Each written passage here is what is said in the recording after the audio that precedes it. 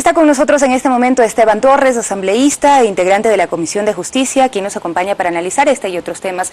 Muy buenos días. Bueno, revisamos estas cifras y realmente pues llega a preocupar muchísimo, aunque esta realidad no es nueva, esto viene desde hace muchos años atrás, no deja de ser preocupante. ¿Por dónde empezar entonces? Bueno, en efecto es un problema muy grave el tema de las cárceles en el Ecuador.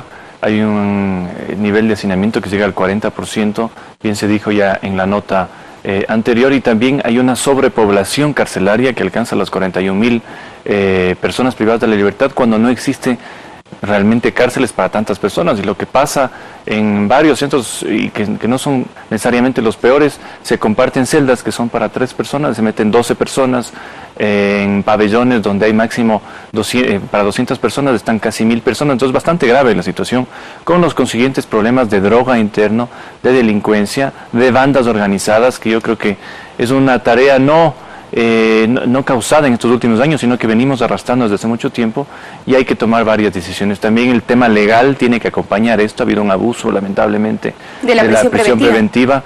Cuando piense podrían tomar medidas alternativas, como si funcionaran bien, por supuesto, los grilletes y más opciones que da la ley para que no necesariamente una persona esté privada de la libertad, salvo en casos en los que yo sí estoy completamente y soy muy firme en el tema que tiene que estar privado de la libertad, delitos contra la vida, delitos contra la integridad sexual, que no se pueden permitir que estén libres de estas personas, incluso mientras dura su proceso.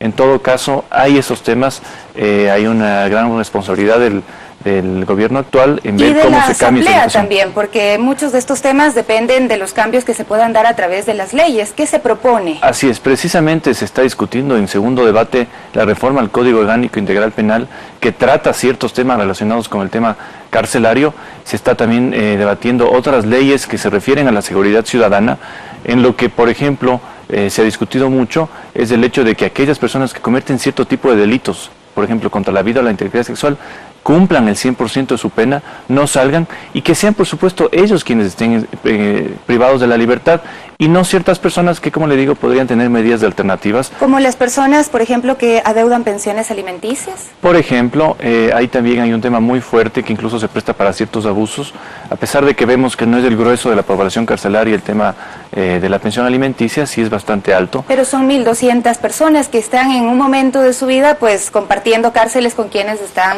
por crímenes realmente graves. Y muchas veces sin poder generar los ingresos precisamente para pagar esas pensiones. Yo creo que ese tema se ha llevado al extremo también en este país.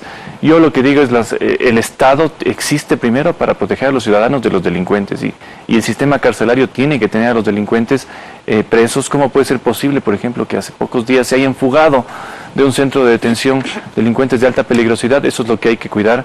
Y por supuesto también el tema de la inseguridad interna, porque a veces estar dentro de una cárcel es más costoso que estar afuera. Vivir en una cárcel es más costoso que vivir afuera, precisamente por la seguridad y por todo lo que eso implica. Entonces hay que hacer varios cambios importantes. Pasa también por el tema de los guías penitenciarios, que no tienen la capacidad, no tienen la preparación para poder contener ni siquiera riñas, que podrían ser una especie de riñas callejeras que se dan ya al interior de las cárceles, pero con el uso de armas blancas que en teoría no tendrían por qué estar dentro de las cárceles del país. Es que también hay una preocupación porque hay una distorsión en la ley respecto del uso de la fuerza cuando esta es legal. Lo que pasó, por ejemplo, en un centro de detención en Azuay, en donde precisamente uno de los guías utilizó el arma para defender a otro reo que estaba siendo asesinado a cuchillazos, y está ahora respondiendo en un proceso penal, está dentro, está procesado. No sé si al final se ha condenado, pero está procesado. Esas cosas son las que lamentablemente han distorsionado un poco también el uso de los guías, que son personas que no ganan mucho, pero tienen una altísima responsabilidad en las cárceles, un trabajo y luego terminan complicado, siendo parte de estas mafias, ¿no? Porque ahora mismo, hace poco se ha detenido a un guía penitenciario que estaba ayudando a ingresar drogas a las cárceles, que esto es con lo que se trafica ya al interior. Que lamentablemente es una realidad en todo el país. Yo le comentaba al director nacional del Centro de Rehabilitación que, por ejemplo, en la cárcel del Inca, que es una cárcel relativamente no peligrosa, existe un tráfico altísimo de drogas, existen también bandas que hasta cantan su himno cada mañana. Entonces son cosas que se tienen que regular es bastante difícil. Hay también un tema de que son dependientes de la droga, muchos reos, entonces son temas que se tienen que controlar, sobre todo para que aquellos que están ahí cumplan su pena, pero no salgan asesinados, ¿no? Porque es lamentable lo que está sucediendo. Y los cambios en la ley que se puedan dar en este tema de la prisión preventiva, ¿qué se podría plantear? ¿Cuáles pueden ser las alternativas? De pronto en la ley ya están los mecanismos y se habla de que la prisión preventiva debe ser pues el último recurso para garantizar la presencia de un procesado dentro de los trámites legales que se hagan en el caso que se siga, pero no se utiliza así, se da prisión preventiva por cualquier cosa.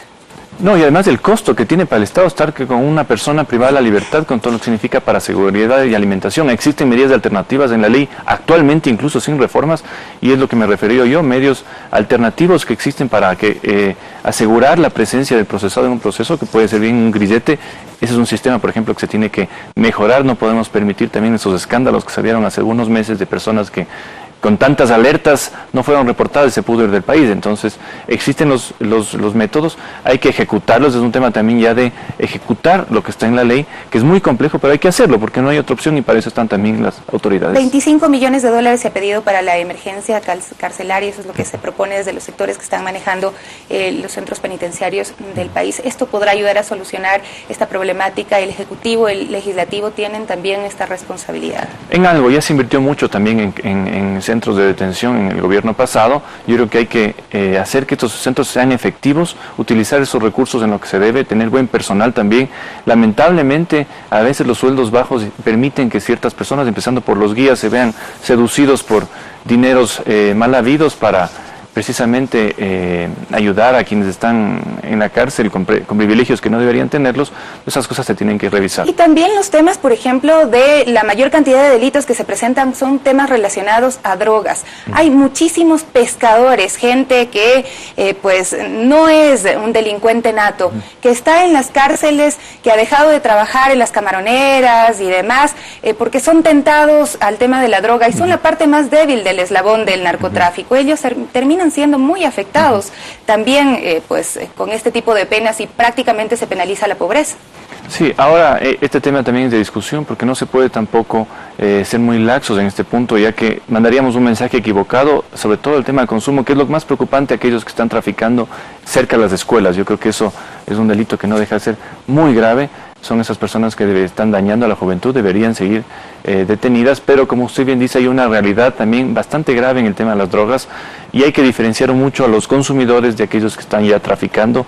Se ha discutido eso en la reforma al Código Orgánico Integral Penal, es un tema de un arduo debate de varias posiciones y yo creo que, como le digo, mi preocupación al menos es que aquellos que están no solo en Guayas, sino aquí en la propia ciudad de Quito, robando celulares y pegando, asaltando, rompiendo las cuencas de los ojos, como lo hicieron a un joven hace algunos meses, estas personas estén presas, cumplan el 100% de la pena, porque también es cierto que están con el 60% ya salen libres y eso es una locura. Entonces, violadores, asaltantes y por supuesto delincuentes que han atentado contra la vida, que ellos estén presos. Yo creo que se tiene que discutir también el tema de las drogas, porque si hay una sobrepoblación en este segmento, alguna solución hay que pensarla. Muchísimas gracias por acompañarnos el día de hoy. Esteban Torres, asambleísta y miembro de la Comisión de Justicia, planteaba ahí algunos temas de reformas que se pueden hacer y las responsabilidades que se asumen desde el Legislativo, también del Ejecutivo y de las personas que están a cargo del sistema penitenciario del país para resolver esta problemática que también ha provocado ya la muerte de 33 personas en las cárceles. Volvemos enseguida con más de Primera Impresión.